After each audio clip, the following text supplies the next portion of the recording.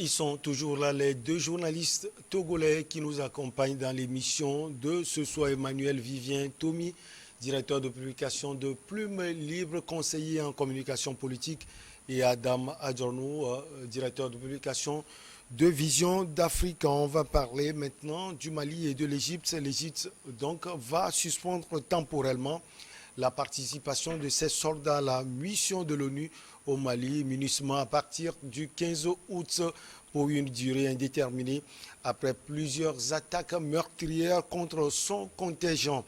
La décision égyptienne a été annoncée au lendemain de celle prise par le Mali de suspendre toutes les rotations des contingents militaires et policiers de la MINUSMA en raison du contexte de sécurité nationale. Emmanuel Vivien Tomi, qu'est-ce qui a motivé, même si on l'a dit, qu'il y a eu plusieurs attaques contre le contingent égyptien, qu'est-ce qui justifie en profondeur ces décisions du Caire? Quand vous prenez les missions à l'étranger, c'est les gouvernements, avec la complicité des parlements, qui prennent la décision. Mais au niveau local, ce n'est pas nécessairement tous les citoyens qui sont d'accord sur le fait que votre pays participe à aider pour faire régner la paix dans le monde. Et quand il y a des pertes en vies humaines de ces missionnaires-là, et ça fait très mal au pays. Ça fait très mal d'abord aux familles directes, mais aussi à l'opinion. Et l'opinion vous critique tout de suite. Heureusement que quand vous relisez, ce n'est pas qu'on met fin à la participation de l'Égypte, mais ce n'est qu'une suspension.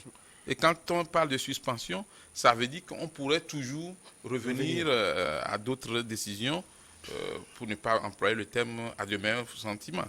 Mais ce n'est pas seulement l'Égypte qui perd des soldats au Mali. Le Togo en a perdu, beaucoup. Même si c'est un seul soldat qu'un pays a perdu, c'est un soldat, c'est une mort de trop. Voilà. Vous pensez qu'il y a d'autres arguments? Aujourd'hui, je pense que d'autres raisons. L'Égypte a fait ses calculs et la diplomatie égyptienne se dit, nous allons continuer, mais nous devons prendre un peu de recul pour réanalyser. En principe, il n'y a pas de raison que quand on s'engage dans une mission de paix, qu'on retire ses soldats. Mais il y a des événements qui peuvent vous amener là. Prenons le cas du Togo. Vous avez vu que nous avons perdu beaucoup de soldats là-bas.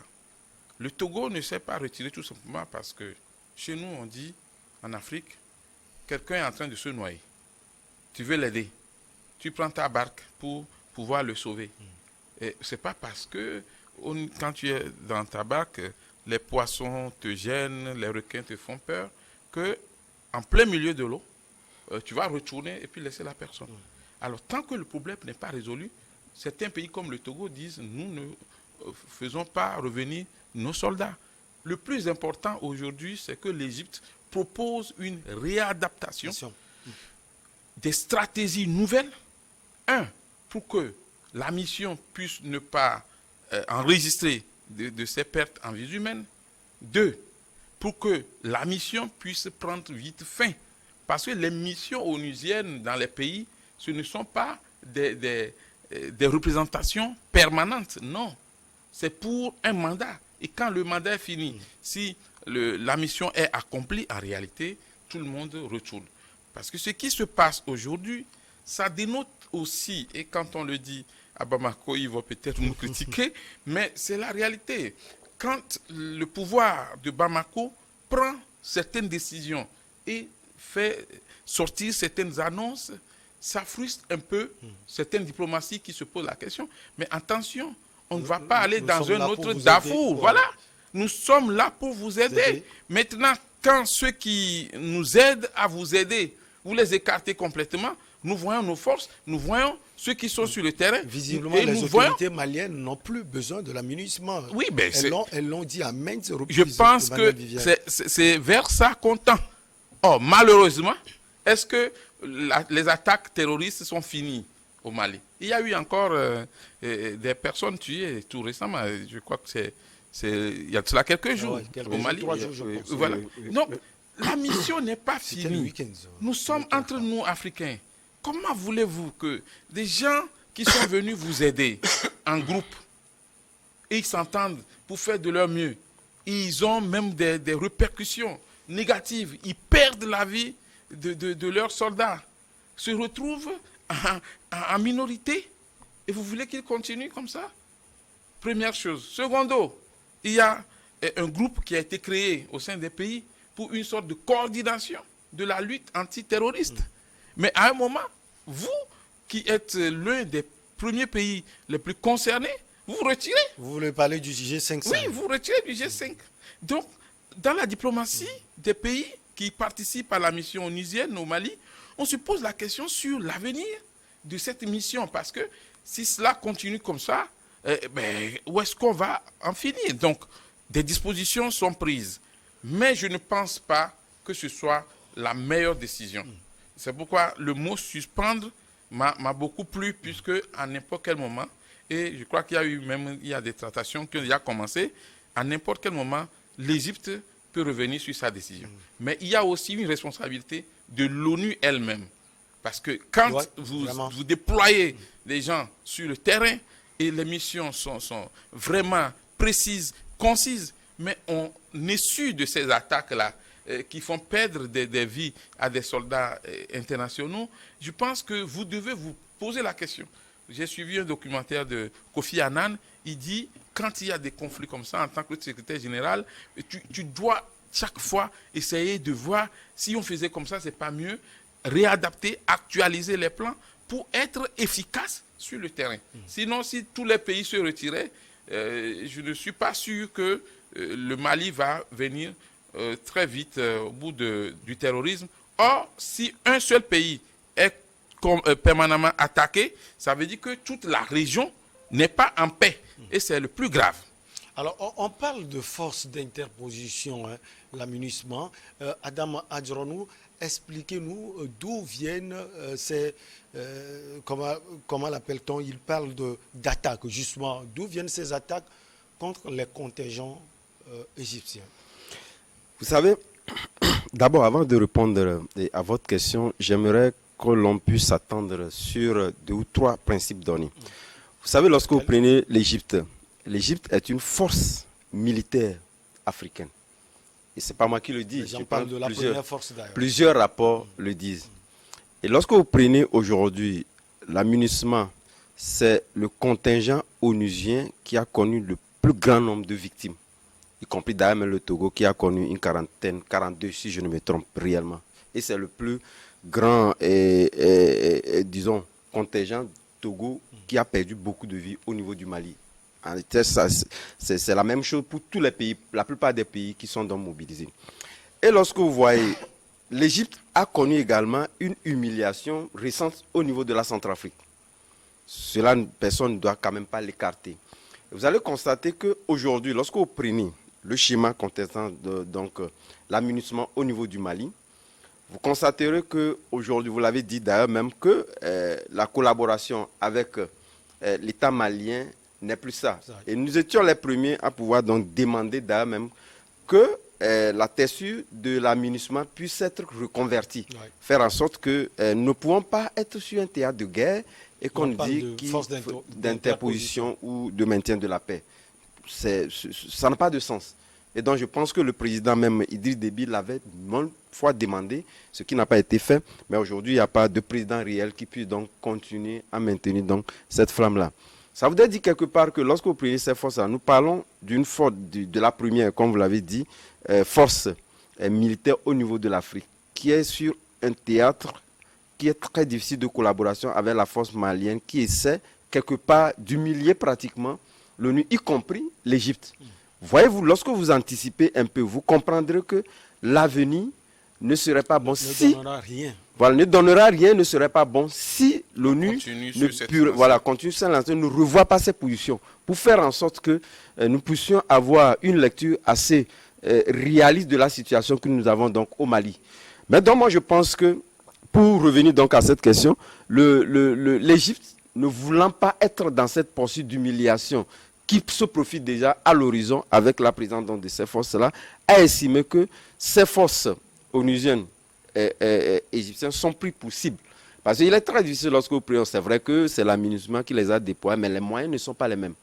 Lorsque vous prenez tout le cheminement, vous allez constater que à quelques 2 ou 3 pays près, l'Égypte est le pays qui a connu le plus petit nombre de soldats tombés au niveau donc, de la MINUSMA. Et ce n'est pas pour rien. Cela témoigne du fait que la capacité opérationnelle, le dispositif, aussi bien les techniques déployées au niveau du Mali, n'est pas la même chose que les autres pays. Donc, voyez-vous, aujourd'hui, lorsque vous prenez un pays qui va demander le retrait de ses soldats, cela ne va pas attirer autant de convoitises au niveau de l'ONU à pouvoir le maintenir comme ce qui se fait aujourd'hui. Parce que ce serait une très grande perte pour l'ONU et les Nations Unies de pouvoir donc perdre la présence de la force égyptienne au niveau du Mali. Cela va amener pratiquement d'autres pays quand même à lui emboîter le pas, compte tenu du fait que sa puissance et ses prises de décision portent énormément dans les prises de décision des Nations Unies concernant donc l'aménagement au niveau du Mali. Donc c'est ce qui, à mon avis, permet aujourd'hui à l'Égypte, puisque les raisons ne sont pas expliquées clairement, parce que vous ne pouvez pas être sur un théâtre de guerre et éviter à ce que vos hommes puissent donc tomber. Quelle que soit la force que vous avez, même les États-Unis ont perdu énormément de personnes lorsque la guerre avec les talibans, même sur d'autres terres, en Afghanistan, partout. Quand bien même, voilà.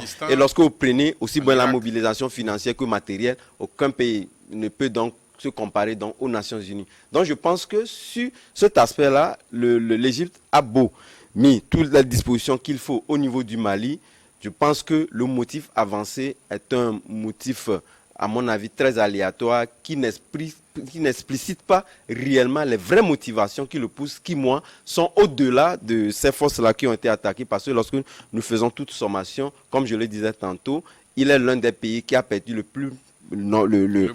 moins de soldats au niveau du théâtre égyptien. Vous verrez que pratiquement tous les pays ont connu plus. Oui.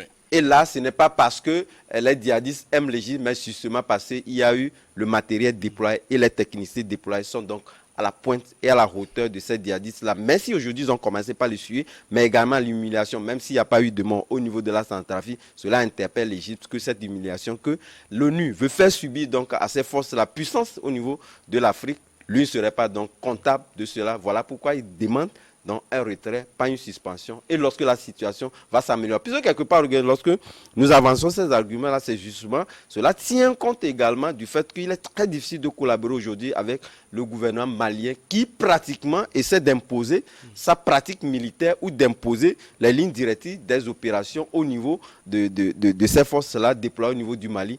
Et l'Égypte n'est pas prêt à accepter que le Mali lui impose un certain nombre de dons, parce qu'en termes de comparaison militaire, le Mali est très loin, très loin. On va profiter de sa suite, justement. Est-ce que le diktat entre griffes du gouvernement malien peut pousser celui égyptien à prendre cette décision, Emmanuel Vivien Tomi? Il faut reconnaître que l'histoire des soldats égyptiens qui sont tombés, qui pousseraient l'Égypte à suspendre sa participation à cette mission, c'est juste un prétexte. C'est juste un prétexte parce que tout le monde sait que quand on va à la guerre, on peut mourir. Et le soldat lui-même, il sait que déjà en portant le treillis, déjà en allant vers le métier des armes, tu sais qu'à n'importe quel moment, ça peut arriver. Donc, ce n'est pas une raison valable. Maintenant, sur le terrain concrètement, après le coup d'État, le régime, le pouvoir de Bamako veut d'abord être en bon terme avec l'opinion nationale. À part l'opinion nationale, c'est conquérir l'esprit panafricaniste, conquérir les Africains, avoir l'amour des jeunes Africains. Voilà encore des Sankara qui vont porter haut le flambeau de l'Afrique. Voilà encore. J'avoue qu'ils ont réussi en partie. Non, justement, c'est une impression. Voilà. C'est une impression. C'est vraiment une apparence. Mais une apparence très très trompeuse. Oui, je crois que c'est ce qui les amène à faire certaines erreurs politiques. En politique, même si tu n'aimes pas un pays, une puissance, il y a des mots que tu ne sors pas. Mais je suis d'accord que quand la France a voulu humilier Bamako, que le pouvoir de Bamako réponde Mais on peut t'insulter en politique, mais toi, tu réponds par d'autres mots qui disent la même chose, mais en gardant dans la tête que nous sommes en politique et on peut toujours avoir besoin de l'autre. Aujourd'hui, avec le nouveau contexte, les pays se posent des questions sur la réelle volonté du pouvoir de Bamako de continuer par coopérer avec les autres. Quand on me dit que le Mali veut suspendre la mission qui est venue l'aider, je me dis, mais on est où là? Parce qu'il ne faut pas se tromper. Le terrorisme a pris foyer au Mali. Le terrorisme est là. Les gars ont frappé à quelques kilomètres de Bamako, il y a de cela quelques jours. Moins de 100 kilomètres en tout cas. Moins de 100 kilomètres de la capitale. Ça veut dire qu'il y a... La preuve, la décision égyptienne est annoncée au lendemain de celle de Bamako. Voilà, alors que nous avons affaire à des militaires qui sont au pouvoir. Ce ne sont pas des civils qui sont au pouvoir. On a dit à M. Kaboré Rock que bon, lui n'est qu'un civil. Maintenant les militaires sont au pouvoir, que ce soit au Mali, au Mali, au Burkina Faso, en Guinée. Voilà les militaires qui sont au pouvoir. Je pense que le pouvoir de Bamako doit faire attention pour ne pas se mettre tout le monde au dos. Un pays comme le Togo veut bien aider le Mali à pouvoir avancer et à être dans de bons termes dans le Conseil des Nations. Mais il y a de ces erreurs-là qui découragent. Et quand l'Égypte a pris cette décision de suspendre, la diplomatie de Bamako devait s'activer très vite. Ce n'est pas aux Nations Unies de régler ça. Ça l'arrange parce que bon... Le Mali doit discuter parce que si l'Égypte, le Togo, ou le Niger ou les autres pays doivent quitter le Mali, disons que c'est parce que le problème de sécurité est résolu, la paix est revenue et le pouvoir contrôle tout le territoire. Mais du moment où vous ne contrôlez pas encore tout le territoire du Mali, il est très important. Il y a les instructeurs russes qui aiment les FAMA faire le travail. Pourquoi voulons-nous faire venir les Russes, les Slovaques, les Vietnamiens et les Chinois et nos propres frères africains, nous allons les laisser partir. Attention, la question du terrorisme, ce n'est pas une question nationale, c'est une question internationale. La preuve, les terroristes ne sont pas seulement dans un pays fixe, ils se déplacent. Vous avez vu la lutte que les États-Unis ont menée à Ben Laden, si on veut, avant de l'avoir finalement. Alors, il est très important que dans les déclarations du jeune pouvoir malien, qu'on fasse attention à ne pas créer des conflits avec les autres.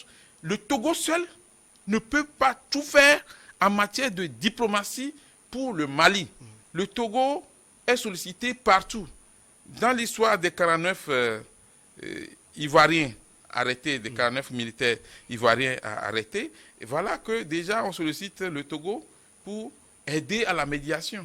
Mais c'était encore plus simple que le président du Mali prenne le téléphone pour appeler son grand frère Ouattara, ou les deux, et que les deux discutent d'une façon sérieuse et en politique. Ce n'est pas nécessairement tout qu'on dit publiquement, mais on peut se dire les vérités, se donner les conseils et signer un accord pour que ça là n'arrive plus. Et en fait, on sort un petit communiqué juste pour informer l'opinion. Allez, on marque cette petite pause. Elle s'impose et on revient pour la suite. La suite, c'est le Togo.